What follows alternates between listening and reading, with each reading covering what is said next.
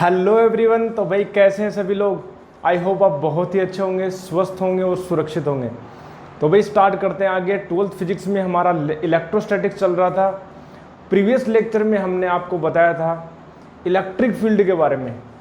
Electric field क्या होता है, इलेक्ट्रिक फील्ड से रिलेटेड एक हम फिजिकल क्वांटिटी को डिफाइन करते हैं, that were be electric field intensity. तो प्रीवियस लेक्चर में हमने कंप्लीट किया था इलेक्ट्रिक फील्ड के बारे में, इलेक्ट्रिक फील्ड इंटेंसिटी के बारे में। तो भाई आगे फर्दर स्टडी करेंगे हम। एक छोटा सा टॉपिक आता है इलेक्ट्रिक फील्ड का सुपरपोजिशन। ठीक है, इलेक्ट्रिक फील्ड का सुपरपोजिशन सेम टू सेम है जैसे हमने इलेक्ट्रिक फोर्सेस का सुपरपोजिशन किया था, तो इसलिए हम इस टॉपिक को स्किप कर रहे हैं।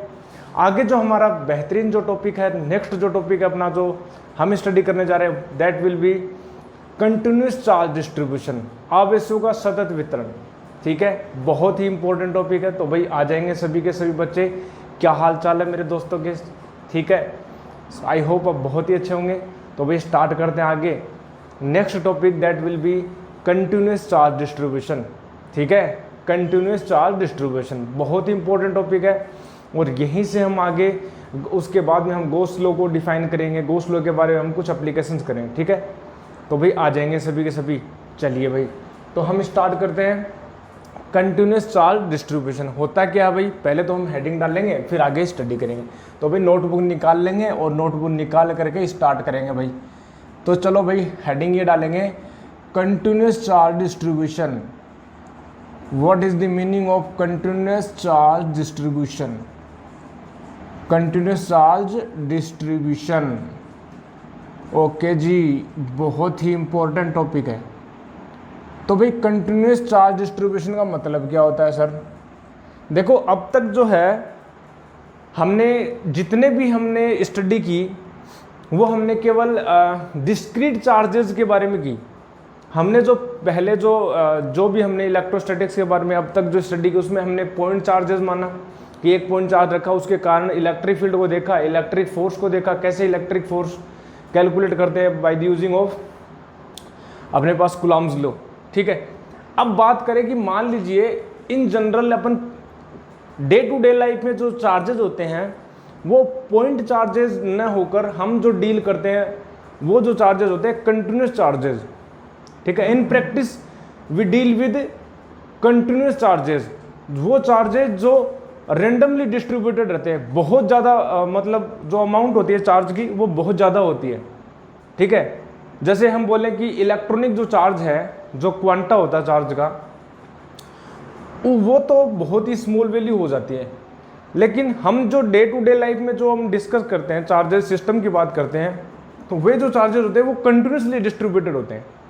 तो वहाँ पर जो अपने पास ये वाला टॉपिक बहुत ही इंपॉर्टेंट हो जाता है कि भी बात करें, जैसे मान लीजिए आपको बोल देते हैं कि भैया ये जो चार्ज है ये अपने बोल देते हैं ये Q1 है, ये Q2 है, ये Q3 है, ये तो चार्जेज है पॉइंट चार्जेस। लेकिन मैं बात करूं कि चार्ज जो है वो डिस्ट्रीब्यूटेड हो। ठीक है, ये मान लीजिए प्लस प्लस पॉजिटिव चार्ज है तीनों। अब ये चार्जेस मान लीजिए पास पास में डिस्ट्रीब्यूटेड हो, बहुत ज़्यादा ऐसे क्लोजली डिस्ट्रीब्यूटेड हो और उनकी जो अमाउंट हो वो बहुत ज़्यादा हो। ठीक है, अमाउंट ऑफ बहुत ज़्यादा हो, तो ये क्लोजली डिस्ट्रीब्यूटेड होते हैं। और इन जनरल जो है अपन इन्हीं चार्जेज के बारे में डील करते हैं। तो ये जो चार्जेज होते हैं वो कंटिन्यूसली सतत रूप से, एक तरह से सतत रूप से जो है वो डिस्ट्रीब्यूटेड है। ठीक है, कंटिन्यूसली डिस्ट्रीब्यूटेड, तो इसलिए बोलते हैं सतत आवेशों का वितरण, distribution of the continuous charges. ठीक है, तो कैसे हम इसकी इंट्रोडक्शन क्या लिखेंगे। इंट्रोडक्शन में हम लिखेंगे कि देखिए इन जनरल या इन प्रैक्टिस लिखेंगे, in practice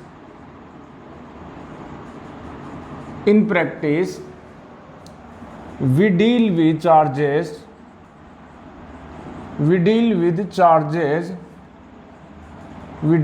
charges much greater than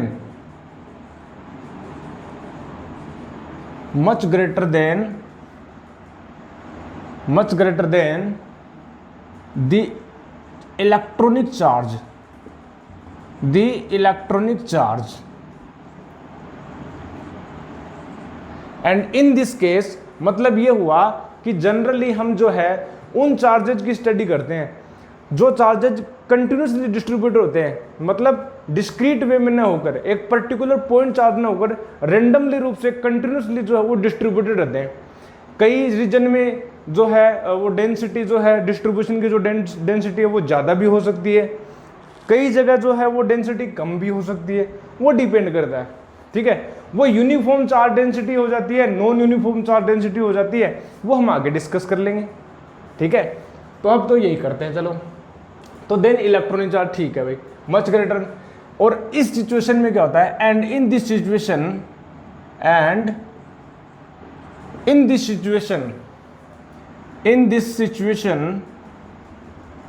we can ignore, क्या इग्नोर कर सकते हैं भाई, we can ignore the quantum nature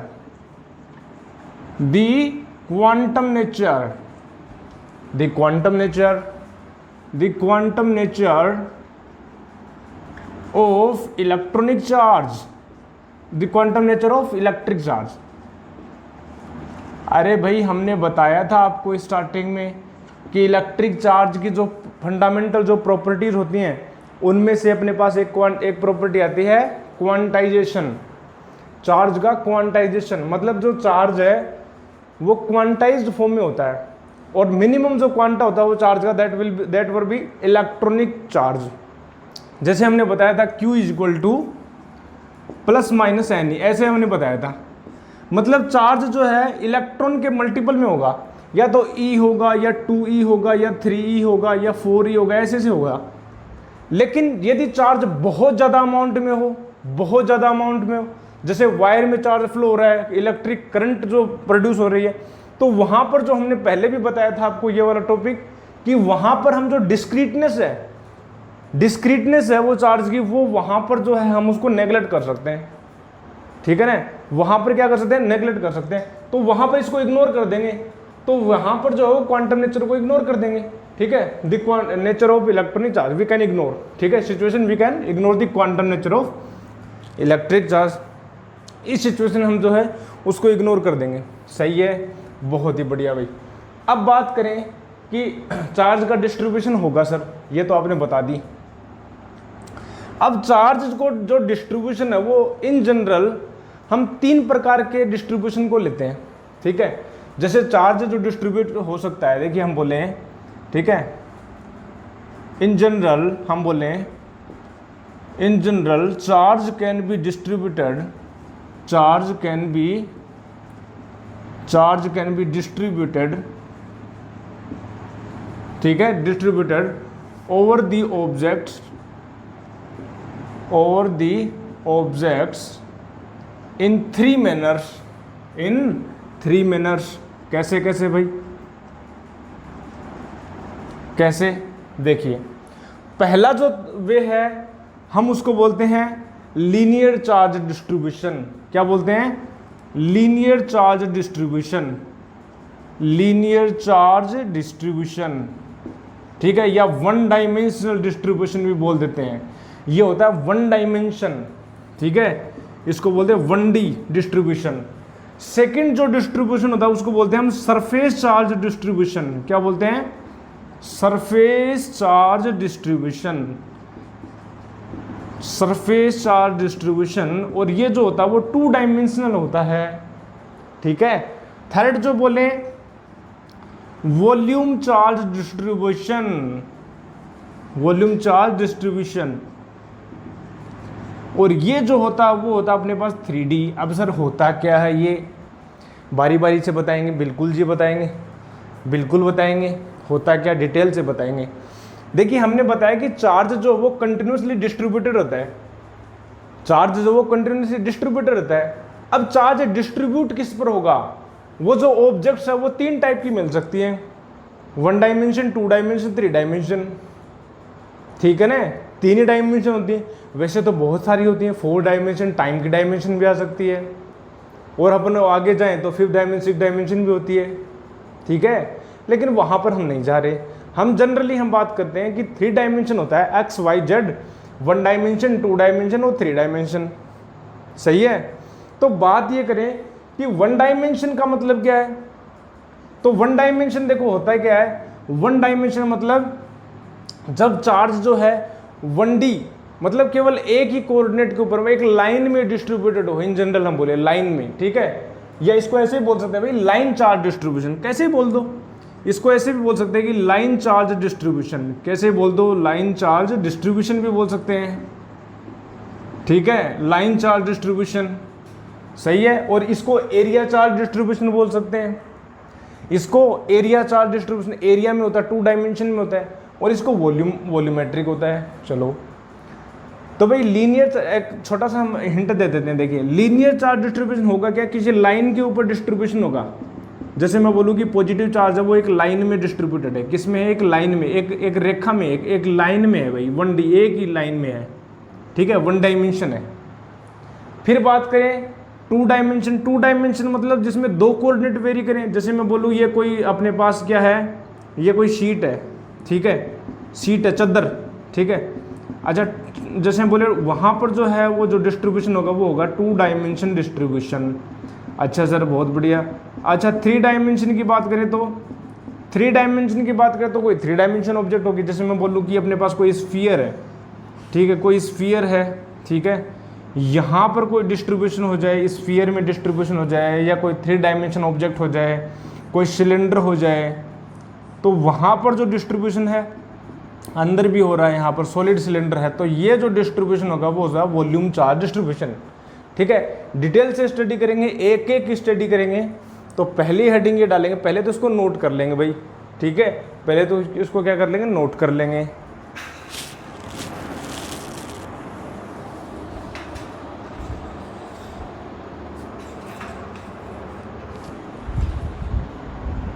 चलिए भाई ठीक है, अब हम बात करते हैं, एक एक को लेंगे। फर्स्ट हम लिखेंगे लीनियर चार्ज डिस्ट्रीब्यूशन, और देन फिर हम स्टडी करेंगे सरफेस चार्ज डिस्ट्रीब्यूशन, और फिर वॉल्यूम चार्ज डिस्ट्रीब्यूशन, ठीक है, और उसके बारे में भी हम डिटेल से स्टडी करेंगे। इसके कारण इलेक्ट्रिक फील्ड निकालना, फोर्स निकालना, वो भी देखेंगे। तो पहला जो अपन लिखेंगे वो हम डालेंगे हेडिंग लीनियर चार्ज डिस्ट्रीब्यूशन। क्या डालेंगे, linear charge distribution. Linear charge distribution क्या होता है, when the charge is distributed, ठीक है, क्या लिखेंगे, when charge is continuously distributed, continuously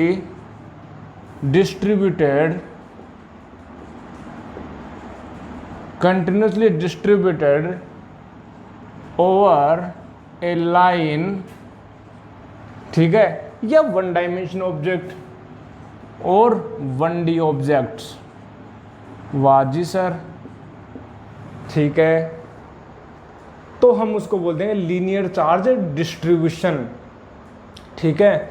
जैसे एग्जाम्पल बोलें, फिर इसके साथ ही हम पहले एग्जाम्पल लिख लेते हैं।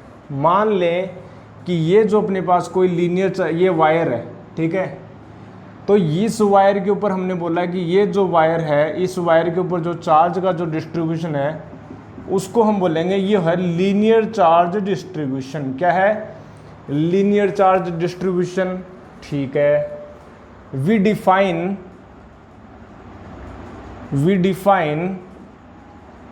ठीक है, a physical quantity, we define a quantity, ठीक है, we define a physical quantity, ठीक है, जिसको हम बोलते हैं लीनियर चार्ज डेंसिटी, ठीक है, लेम्डा, ठीक है, जिसको हम बोलते हैं linear charge density, linear charge density,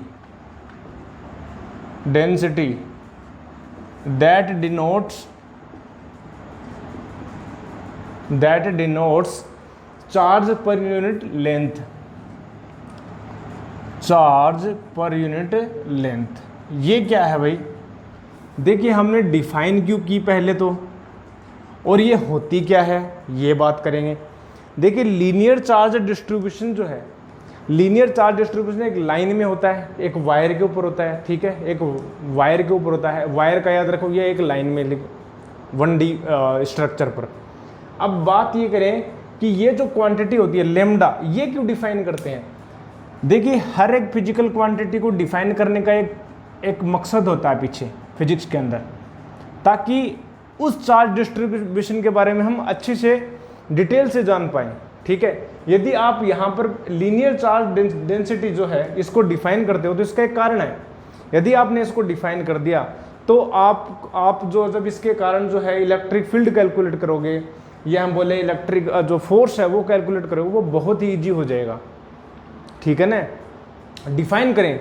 भाई मैं बोलूँ आपको कि आपके घर पर एक छोटा बच्चा जन्मा है, ठीक है, अब आप उसका नामकरण करो।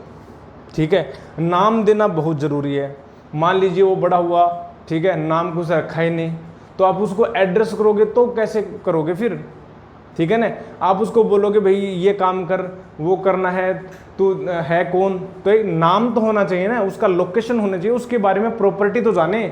भाई मैं बोलूँ कि वो कौन है, ठीक है ना, वो कौन, उसका नाम क्या है, तो उसकी प्रॉपर्टी पता लग जाए कि भाई हाँ भाई ये नाम है, यहाँ पर रहता है, ये करता है, इसका ये नाम है, इस कंट्री का रहने वाला है, तो पता चला ना उसके बारे में।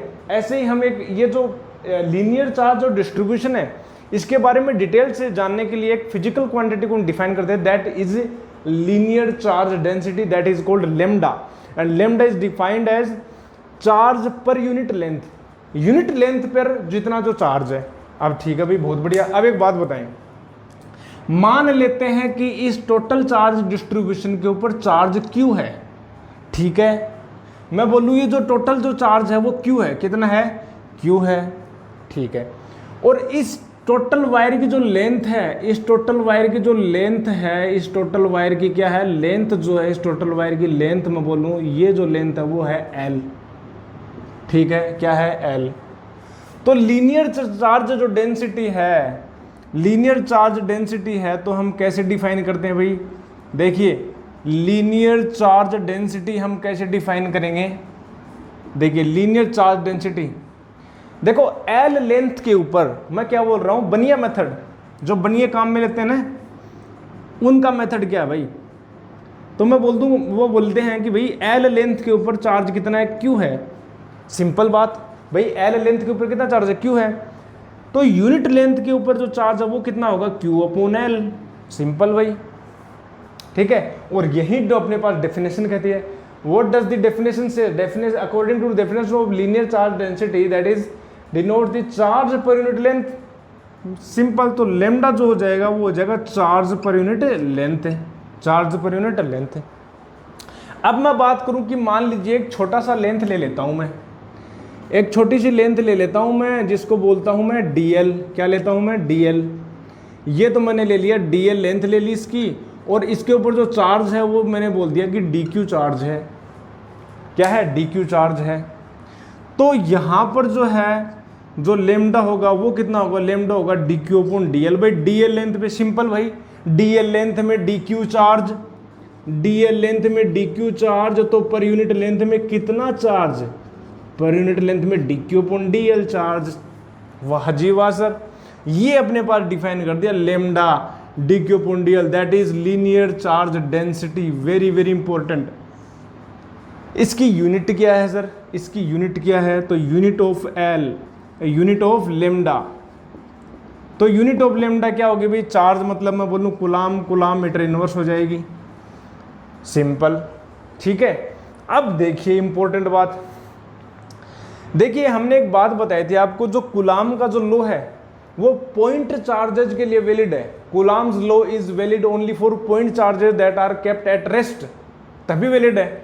But here you can say the charge distribution is in this charge distribution the charge is very very large, charge has a much amount of quantity, then we distribute this whole the charge by the dq very small charge, very small tiny charge, that is dq, and we can assume that dq charge is a point charge, that dq charge is a point charge। हम मान सकते हैं कि ये जो dq वो point charge की तरह बिहेव करता है। ठीक है, अब ये जो dq जो चार्ज है, ठीक है, ये जो dq चार्ज है dl लेंथ के ऊपर, ये जो dq चार्ज है dl लेंथ के ऊपर, ठीक है ना, ये जो dq चार्ज है डी क्यू जो चार्ज है वो डी एल लेंथ के ऊपर है, ये चार्ज है जो पॉइंट के चार्ज की तरह बिहेव करेगा, बिल्कुल करेगा। और अब जो है, ठीक है, नाउ हम ये लिख सकते हैं, देखिए the small elemental charge, the small elemental charge, the small elemental charge dq behaves as a point charge, as a point charge. Thus we can use the Coulomb's law, the Coulomb's law, ठीक है, for this charge element. बिल्कुल जी, बिल्कुल लगा सकते हैं, बिल्कुल लगा सकते हैं। और एक बात बताएंगे, एक बात मेरे को बताएंगे कि ये जो डी क्यू चार्ज है ना, डी क्यू चार्ज से आर डिस्टेंस के ऊपर कोई पॉइंट पी है, क्या है रे, क्या है रे, ये पॉइंट पी है, यहाँ पर कोई चार्ज मैंने क्यू नोट रख दिया, इस क्यू नोट पर लगने वाला फोर्स बताओ मेरे को, क्या बताओ, फोर्स बताओ। तो पहले तो इसको ऊपर वाले को अपने को नोट डाउन करेंगे और फिर हम आगे बताएंगे, डिस्कशन करेंगे, ठीक है। इसको नोट कर लेगा तो जल्दी से इसको नोट कर ले, ठीक है, 1 2 और 3। तो इसको नोट तूने नोट कर लिया। अब मैं एक बात बताऊंगा तेरे से, आगे पूछूंगा एक बात, दैट इज फोर्स कितना लगेगा भाई। ये जो DQ जो चार्ज है, जो अपन पॉइंट चार्ज की तरह बिहेव कर रहा है, ये फोर्स कितना लगाएगा, कितना फोर्स लगाएगा भाई, फोर्स कितना लगाएगा बता। देखो DQ चार्ज के कारण ये जो फोर्स लगेगा, ठीक है, मेरे को ये जो अपने पास पोजीशन वेक्टर है वो होगा अपने पास R वेक्टर, क्या होगा, R वेक्टर होगा, ठीक है। अब मैं बोलूँ, ठीक है, मैं बोलूँ the force on charge Q note by DQ charge कितना होगा भाई, तो मैं बोलूँगा DF, कितना होगा, DF होगा। DQ चार्ज के कारण जो वो फोर्स छोटा सा ही तो लगेगा, अरे छोटे चार्ज के कारण छोटा फोर्स, सिंपल। DQ जो चार्ज है वो छोटा सा टाइनी चार्ज है, पॉइंट चार्ज है, और उसके जो करस्पॉन्डिंग जो फोर्स लगेगा वो DF बोल दिया। वेक्टर क्वांटिटी है, बिल्कुल जी वेक्टर क्वांटिटी है। क्या होता है, 1/4 पाई एप्सिलॉन नॉट। हम बोल रहे हैं कि वैक्यूम में रखे हैं ये सब कुछ अरेंजमेंट सिस्टम जो है।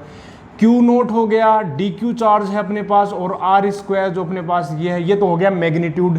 And what is the direction, direction the R cap, simple भाई, पॉजिटिव चार्ज है, Q naught is also a test charge, point charge, positive charge है, and the force will act towards the vector direction, that is outward, ठीक है, outward R cap, okay.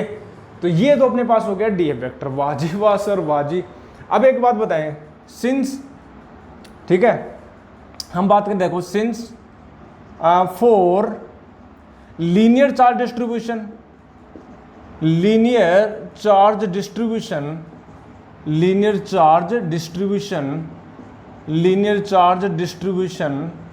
क्या बोल सकते हैं भाई, हम ये बोल सकते हैं कि जो लेमडा जो होता है ना, वो लेमडा जो होता है वो DQ/DL होता है, बिल्कुल। तो DQ इक्वल टू क्या होता है, लेमडा DL होता है, ठीक है, ठीक है, पुट दिस, ठीक है, DQ इक्वल टू क्या होगा, लेमडा DL होगा। अब DQ लेमडा DL को इसमें पुट कर देंगे, ये अपने पास हो गया DF वेक्टर, ठीक है, इक्वेशन नंबर 1 में पुट कर देंगे, ठीक है। तो हम पुट करेंगे तो क्या आएगा अपने पास ये आएगा DF vector equal to 1/4 pi epsilon naught, और फिर अपने पास आएगा Q नोट, और DQ जो हो जाएगा वो जाएगा lambda DL upon R square, okay, बिल्कुल जी सर, वाह जी सर, और R कैप भी आ जाएगा, बिल्कुल सर आएगा। Now what is the total force due to the all the charge distribution, hence the total force can be calculated by superposition भाई सुपरपोजिशन में प्रिंसिपल, बिल्कुल जी, superposition of forces, superposition of forces, that is सभी का क्या कर देंगे, addition कर देंगे, but here is continuous manner, then for adding the continuous manner we use integration method, that is we use f vector is equal to, that is df vector, means 1/4 pi epsilon naught, and here is q naught lambda dl upon r square, and this is r cap, and if you say f vector is equal to total linear charge distribution, मतलब fl बोल दूँ, linear के लिए fl बोल दिया। अच्छा, q note को मैंने बाहर ले लिया, 4 पाई एप्सिलॉन नोट को मैंने क्या कर लिया, बाहर ले लिया, और ये जो हो गया वो हो गया lambda dl upon R square. ठीक है, ये डिपेंडेंसी आ सकती है आगे, लेमडा की क्या क्या पता, लेमडा जो वो यूनिफॉर्म कांस्टेंट हो, मतलब हर जगह क्या हो, कांस्टेंट हो, जो यूनिट लेंथ में जो चार्ज है वो सब जगह कांस्टेंट हो, तो लेमडा को भी बाहर ले लेंगे, और फिर जो है इसका जो इंटीग्रेशन कर देंगे एल के रेस्पेक्ट में आर का, ठीक है, इस सिस्टम का, वो आगे देख लेंगे, जो भी अपने पास जो फंक्शन दिया होगा उस फंक्शन के अकॉर्डिंग इसको सोल्व कर लेंगे। ठीक है, ये फोर्स आ गया, वाजिब सर, मजा आ गया। अब तेरे को फोर्स पता है किसी पॉइंट के ऊपर, किसी पॉइंट के ऊपर कोई चार्ज क्यू नोट रखा है, उस क्यू नोट पर लगने वाला तेरे को फोर्स पता है, तो क्या तो उस पॉइंट के ऊपर इलेक्ट्रिक फील्ड भी निकाल सकता है। इलेक्ट्रिक फील्ड निकालने का मतलब इलेक्ट्रिक फील्ड इंटेंसिटी कैलकुलेट कर सकता है, बिल्कुल कर सकता हूं। What is the definition of electric field intensity, it is nothing but it is the force occurring per unit test charge. तो पर यूनिट चार्ज के लिए इलेक्ट्रिक फील्ड इंटेंसिटी क्या होगी, मैं बोलूंगा इलेक्ट्रिक फील्ड जो इंटेंसिटी होगी वो होगा अपने पास F vector upon Q naught. ठीक है, तो F vector upon Q naught कितना होगा भाई, ठीक है, तो मैं बोलूंगा ये होगा E vector is equal to F vector upon Q naught. So simple 1/4 pi epsilon naught, and this is lambda dl upon r square r cape, and this is the simple electric field at the point P, and this is force due to the linear charge distribution, वाजिबा sir, okay, मजा आ गया, note कर लेंगे, simple, खत्म, tata bye bye, गया, इतना ही था लीनियर चार्ज डिस्ट्रीब्यूशन में। And now we are moving towards the surface charge distribution. ठीक है, तो नोट करेंगे पहले इसको, ठीक है, and we are moving in the next charge distribution, that is surface charge distribution. What is the surface charge distribution, simple, the charge is distributed over the surface. तो right down the definition, I am not going to write on the whiteboard, just note down on your notebook, in your notebook. So second is surface charge distribution, surface charge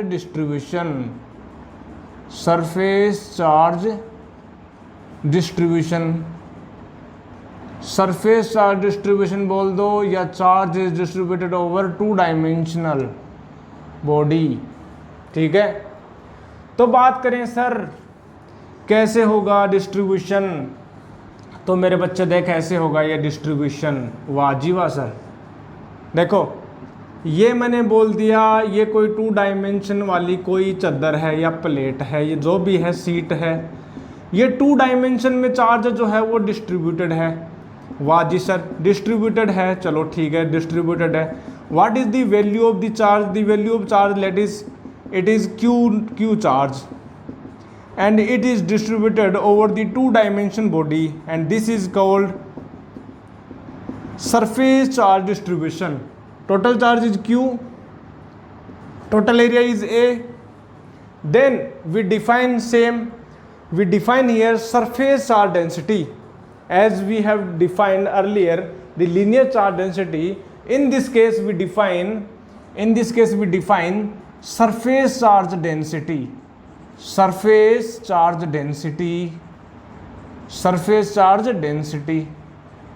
and what is this, how do we denote? The denotation, ये हम बोले the symbol ठीक है। Surface charge density हम denote करते हैं इसको sigma से। And what is this sigma? Sigma is nothing but it is the total charge cube per unit area, या हम इसको बोल सकते हैं कि सिग्मा जो है अपने पास, यदि हम बोले D Q upon D A, छोटा सा एरिया ले ले, छोटा सा ले ले, आजा छोटा सा लेते हैं। देख देख मैंने छोटा सा एरिया ले लिया, मैंने ये ले लिया मैंने छोटा सा एरिया, देख छोटा सा एरिया ले लिया मैंने। और छोटा सा एरिया जब मैंने लिया ना, डी ए एरिया लिया, और इसके ऊपर जो चार्ज है वो डी क्यू चार्ज है। अब ये जो चार्ज है, the small charge D Q will behave as a point charge, and due to the point charge at r distance, the electric force r vector electric force at point P on the charge q naught will be df vector is equal to language मैं construct नहीं करवा रहा क्योंकि तुम कर लोगे, इतना मेरे को पता है। ठीक है, ये हो गया। ये जो है फोर्स जो है आर डिस्टेंस के ऊपर क्यू नोट चार्ज के ऊपर लगने वाला जो फोर्स है वो डी क्यू के कारण है, और हम लगा सकते हैं बाय यूजिंग कुलाम्स लॉ। ठीक है, using Coulomb's law. Coulomb's law है वो केवल और केवल पॉइंट चार्ज के लिए लगता है, तो हमने यहां पर एक्ट कर दिया। ठीक है, नाउ फॉर स्ट्रक्चर, ठीक है, force on Q naught is कितना होगा? तो टोटल जो फोर्स होगा F vector due to surface charge distribution is simple, this is the integration, and Q naught को बाहर ले लेंगे, 4 पाई एप्सिलॉन नोट को बाहर ले लेंगे, और डी क्यू जो हो जाएगा वो हो जाएगा सिग्मा इंटू डी ए, और ये हो गया अपने पास R square. Okay, and this is the R cap. ठीक है, this is the R cap. ठीक है, ये अपने पास हो गया फोर्स हो गया। और सिमिलरली हम इसके बाद बात करेंगे इलेक्ट्रिक फील्ड इंटेंसिटी क्या होगी। इलेक्ट्रिक फील्ड इंटेंसिटी के लिए हम क्या करेंगे, 1/4 पाई एप्सिलॉन नोट, और ये हो जाएगा भैया सिग्मा डी ए। क्या हो जाएगा? सिग्मा क्यू नोट को मैंने नीचे ले लिया। ठीक है, और ये हो गया अपने पास आर स्क्वायर आर के। सही है भाई, बहुत ही बढ़िया बात कह दी सर आपने, मज़ा आ गया, वाह जी वाह सर। और आर के डायरेक्शन में बाहर की ओर है, ये सिंपल है। ठीक है, नोट करेंगे जल्दी से इसको, और अब फर्दर हम आगे डिस्कस करते हैं भाई। एक और अपने पास डेंसिटी बची है, that is volume charge density, that is volume charge distribution.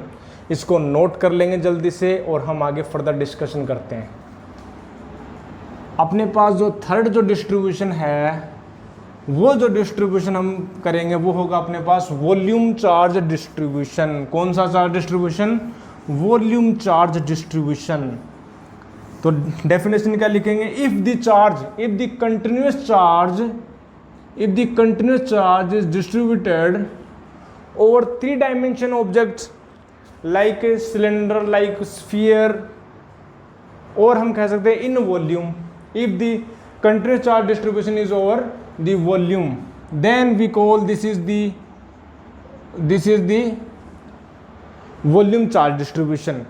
And similarly we can define, एक और heading लिखेंगे, इसमें लिखेंगे we can define the physical quantity that is volume charge density, and we denote by rho, and rho is simple nothing but it is charge distribution। हम बोलेंगे charge per unit volume, मतलब मैं बोलूँ कि charge per unit volume, volume मैं बोल देता हूँ v।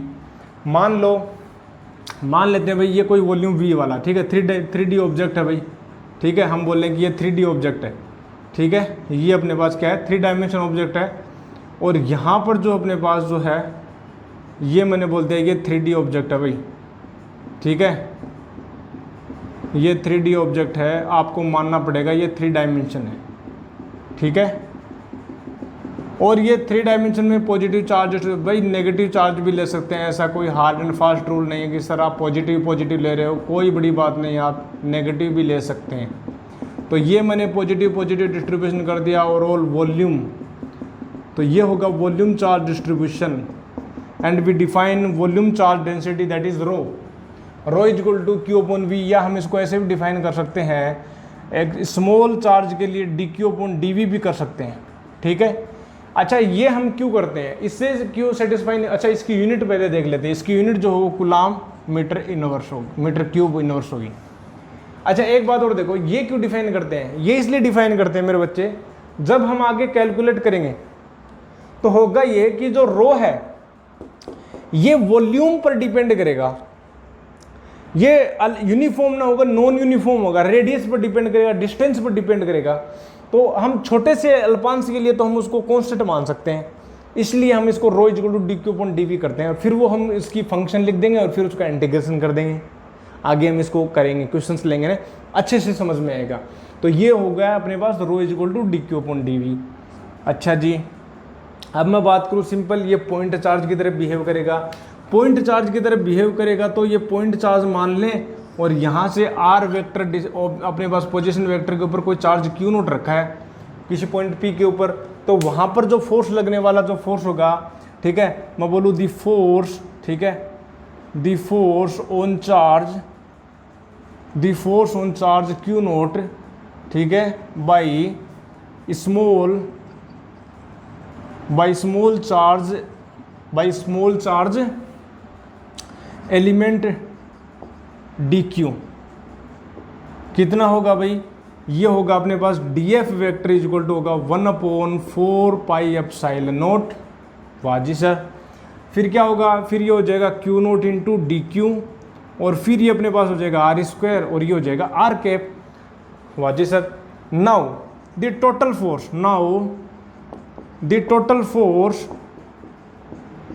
फोर्स, ठीक है, due to whole charge distribution,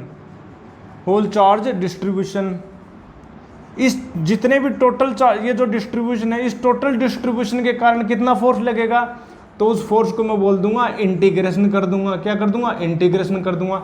ये कंटिन्यूस चार्ज डिस्ट्रीब्यूशन है, तो Q नोट की जगह मैं यहाँ पर मैं 4 पाई एप्सिलॉन नोट को तो मैं ले लूँगा बाहर, और dq को मैं लिख दूंगा रो dv, तो ये हो गया रो dv, और ये जो है वो वॉल्यूम चार्ज डिस्ट्रीब्यूशन है, इसलिए मैंने इसको v से डिनोट कर दिया, और ये हो गया r स्क्वायर, और ये हो गया r कैप।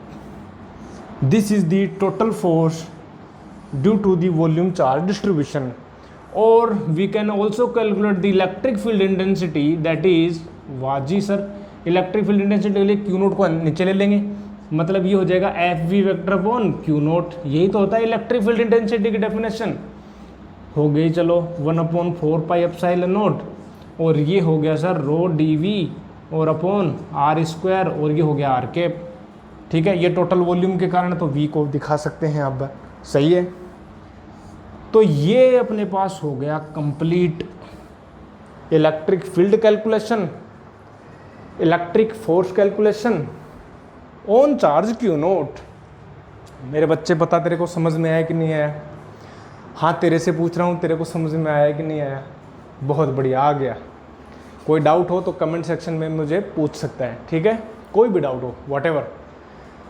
ये 3 चार्ज डिस्ट्रीब्यूशन हम क्यों कर रहे हैं अभी बता देंगे आपको, अभी बता देंगे थोड़ी देर बाद में, या नेक्स्ट लेक्चर में बता देंगे। बहुत ही बेहतरीन एप्लीकेशन निकल के आती है। मैंने आपको बताया था किसी पॉइंट चार्ज के कारण यदि आपको इलेक्ट्रिक फील्ड निकालना है, ठीक है, तो सिंपल आप क्या करोगे, E vector equal to F vector upon Q, अपने पास ये वाला। आप किसी पॉइंट चार्ज के कारण, मैं बोल लूँ कि ये पॉइंट चार्ज Q है, इसके कारण आप r डिस्टेंस पर इलेक्ट्रिक फील्ड निकाल देते हो। तो इलेक्ट्रिक फील्ड निकालते हो तो आप क्या करते हो, F vector upon Q note, यहाँ पर Q नोट चार्ज रखते हो और इसके कारण फोर्स निकाल लेते हो, नहीं निकाल लेते हो। और पॉइंट चार्ज के कारण फोर्स निकालने का तरीका क्या है, कूलॉम्स लॉ लगा दोगे। लेकिन मैं आपसे ये पूछूं, एक रिंग है, एक लीनियर चार्ज डिस्ट्रीब्यूशन है, एक लाइन में है, और मैं आपसे ये पूछ लूं कि इस चार्ज डिस्ट्रीब्यूशन के कारण इससे अपने पास मैं बोलूँ यहाँ से जो ऊपर z डिस्टेंस के ऊपर ये पॉइंट P है, यहाँ पर इलेक्ट्रिक फील्ड निकालो, तो फिर तुम कहोगे सर इलेक्ट्रिक फील्ड निकालने के लिए फोर्स निकालेंगे पहले। तो फोर्स निकालोगे तो यहाँ पर जो फोर्स निकालोगे तो आप क्या रखोगे, Q नोट चार्ज को रखोगे पॉइंट टेस्ट चार्ज, और फिर आप कूलॉम्स लॉ लगाओगे। लेकिन कूलॉम्स लॉ तो लगेगा ही नहीं, यहाँ पर कूलॉम्स लॉ तो लगेगा ही नहीं। क्यों? क्योंकि कूलम्ब्स लॉ केवल पॉइंट चार्ज के लिए लगता है और ये पॉइंट चार्ज है नहीं, ये तो डिस्ट्रीब्यूटर चार्ज है, तो हम इसको पॉइंट चार्ज बनाएंगे। पॉइंट चार्ज बनाओगे तो छोटा सा dq चार्ज लेगो और dq को हम लेमडा dl लिखेंगे। यहाँ पर काम आता है अपने पास डिस्ट्रीब्यूशन, चार्ज डिस्ट्रीब्यूशन, ठीक है। और हम आगे डिस्कस कर लेंगे, ये तो अभी थोड़ा सा हिंट दे दिया आपको। तो ये हमारे पास तीनों चार्ज डिस्ट्रीब्यूशन हुए कंप्लीट। नोट कर लेंगे जल्दी इसको, ठीक है। Okay, now all charge distribution has been completed, so we have done, in summary what we can do, 3 charge distribution we have completed, linear, surface and volume charge distribution we have completed। Okay जी sir, हमने complete कर लिया। अब बात मैं ये करूँ आपसे, मैं आपसे एक बात कर लूँ, दिल की बात कर लेता हूँ मैं आपसे एक बात कर लेता हूँ, जनरल चार्ज डिस्ट्रीब्यूशन, ठीक है। in general if a charge distribution is given,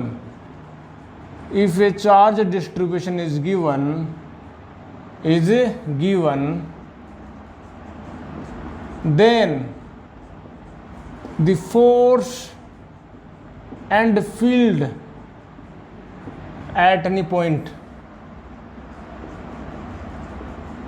अब कोई पूछ ले आपसे, कोई जनरल चार्ज डिस्ट्रीब्यूशन दे दिया, इसमें वॉल्यूम भी हो सकता है, सरफेस भी हो सकता है, लीनियर भी हो सकता है, व्हाटएवर, जनरल चार्ज डिस्ट्रीब्यूशन दे दिया आपको, ठीक है। जनरल चार्ज डिस्ट्रीब्यूशन, इसमें आपको ये नहीं बताया कि कौन सा है, लीनियर है, सरफेस है, वॉल्यूम, तीनों हो सकते हैं, ठीक है, मिक्सचर है ये। तो वहाँ पर आपसे बोले कि इलेक्ट्रिक जो फोर्स है वो क्या होगा, तो भाई जो फोर्स है वो किसके कारण होगा, एक तो लीनियर चार्ज डिस्ट्रीब्यूशन के कारण होगा, एक सरफेस चार्ज डिस्ट्रीब्यूशन के कारण होगा, और एक होगा वॉल्यूम चार्ज डिस्ट्रीब्यूशन के कारण। एंड इलेक्ट्रिक फील्ड जो होगा वो होगा अपने पास लीनियर चार्ज डिस्ट्रीब्यूशन के कारण, सरफेस चार्ज डिस्ट्रीब्यूशन के कारण और वॉल्यूम चार्ज डिस्ट्रीब्यूशन के कारण। तीनों के कारण ही होगा, क्योंकि क्या होता है, जो भी अपने पास किसी भी पॉइंट के ऊपर यदि आपको इलेक्ट्रिक फोर्स निकालना है तो हम किसके कारण निकालते हैं, सुपरपोजिशन, सभी के कारण ऐड कर देंगे फोर्सेस को। सिमिलरली फील्ड में होता है, तो हमने तीनों को ऐड कर दिया। अब बात करें कि भाई एफ वेक्टर कितना होगा, तो अभी भी तो किया था, इसमें कितना आया था, ये शायद मेरे हिसाब से ये आया था 4 पाई एप्सिलॉन नॉट आया था, और ये आया था अपने पास lambda dl upon r square आया था, और ये आया था r कैप, ठीक है, प्लस अपने पास ये आया था q naught upon 4 pi epsilon naught, और ये अपने पास आया था सिग्मा dA, और ये आया था r स्क्वायर r कैप आया था। और सिमिलरली अपने पास क्या आया था, ये अपने पास आया था q naught upon 4 pi epsilon naught, और ये अपने पास आया था rho dv upon r square, ये आया था अपने पास r cap. This is the force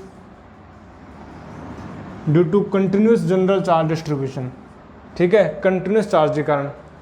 अब यदि मैं इलेक्ट्रिक फील्ड निकालूँ तो, अरे तो इलेक्ट्रिक फील्ड निकालेगा तो कोई बड़ी चीज़ तो ना निकाल रहा, क्यू नोट को नीचे तो लेके जाना है, क्यू नोट को क्या लेके जाना, नीचे तो लेके जाना। तो 4 पाई एप्सिलॉन नोट तू क्या कर लेगा, lambda dl upon r square r cap कर देगा तू, फिर तू कर देगा 1 अपॉन 4 पाई एप्सिलॉन नोट, तू कर देगा sigma dA upon r square r cap कर देगा, फिर तू कर देगा 1 अपॉन 4 पाई एप्सिलॉन नोट, और फिर तू कर देगा रो dv और r स्क्वायर r कैप कर देगा। तू बोल तू करेगा कि नहीं करेगा। ये होता है जनरल चार्ज डिस्ट्रीब्यूशन। तो ये कंटिन्यूस चार्ज डिस्ट्रीब्यूशन है। If in general charge distribution में भी यहाँ पर कंटिन्यूस लिख सकते हैं, if a continuous charge distribution, यहाँ पर कंटिन्यूस भी लिख सकते हैं, ठीक है। बोल तेरे को समझ में आया कि नहीं है, सही है। अब बात करें कि कंटिन्यूस चार्ज डिस्ट्रीब्यूशन साथ साथ यदि आपको डिस्क्रीट भी दे दे, तो डिस्क्रीट भी दे दे तो हम कर लेंगे भाई।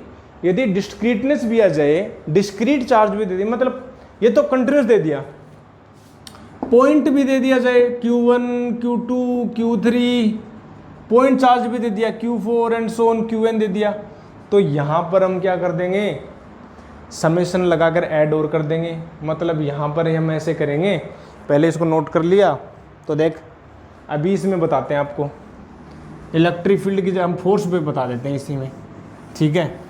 तो फोर्स में एक और टर्म ऐड हो जाएगी, और वो जो होगी वो कितनी होगी देख ले अब तू, वो जो ऐड होगी ना वो हो जाएगी 1 upon 4 pi epsilon note, Q note तो मेरे पास बाहर आ जाएगा, summation Q I upon are आई का स्क्वायर आर आई कैप, आई बराबर 1 to n, ये और टर्म ऐड हो जाएगी। और ये जनरल में, सबके जनरल में आ गया। इन जनरल इलेक्ट्रिक फील्ड निकालना, इलेक्ट्रिक फोर्स निकालना, ये जो फॉर्मूला, इस फॉर्मूले से सब कुछ निकाल सकता तुम, either continuous, either discrete, whatever you want to calculate, this is the general, सब कुछ वैलिड एवरीवेयर। ठीक है, इसके जो क्वेश्चंस हैं वो भी करेंगे, लेकिन वो इस एपिसोड में नहीं करेंगे, अगले एपिसोड में करेंगे। ठीक है, तो यहाँ तक ये हुआ अपना continuous charge distribution, very very important topic है, इसको रिवाइज करेंगे। नेक्स्ट वीडियो में हम लेके आएंगे इसके रिगार्डिंग जो क्वेश्चंस हैं, न्यूमेरिकल्स हैं, और फिर आगे टॉपिक लेके आएंगे। ठीक है, अब कंप्लीट हो चुका अपना जो बेस है वो कंप्लीट बन चुका है कूलाम्स लॉ का। कूलाम्स लॉ का बेस अपने पास कंप्लीट बन चुका है, तो इसके रिगार्डिंग जो क्वेश्चंस है वो हमें बस करने, और वो हम करेंगे नेक्स्ट लेक्चर में। ठीक है, ये समझ में आ गया होगा, आई होप। आपको कोई डाउट हो तो कमेंट सेक्शन में मुझे बताएंगे। ठीक है, और कुछ भी आपको डिस्कशन में लेना है, कोई भी आपको कोई भी किसी टॉपिक के ऊपर आपको बात करनी है, ठीक है, कि सर से बात की जाए। ठीक है, कोई भी सिचुएशन हो सकती है, आपकी लाइफ सिचुएशन हो सकती है, whatever situation if you है, तो you can direct discuss to me. ठीक है, डायरेक्ट डिस्कस। ठीक है, कोई भी बात हो लाइफ में, कोई भी सिचुएशन हो, वहाँ से यदि आप मुझे डील करना चाहते हैं, मुझसे पूछना चाहते हैं, पूछ सकते हैं। ठीक है, I will be available every time for you. तो मैं मिलता हूँ आपको नेक्स्ट लेक्चर में, तब तक के लिए क्या करना है, stay healthy, stay happy and keep watching MET physics और कीप डूइंग आउटडोर एक्टिविटी। मैं मिलता हूँ आपको नेक्स्ट लेक्चर में, तब तक के लिए थैंक यू वेरी मच।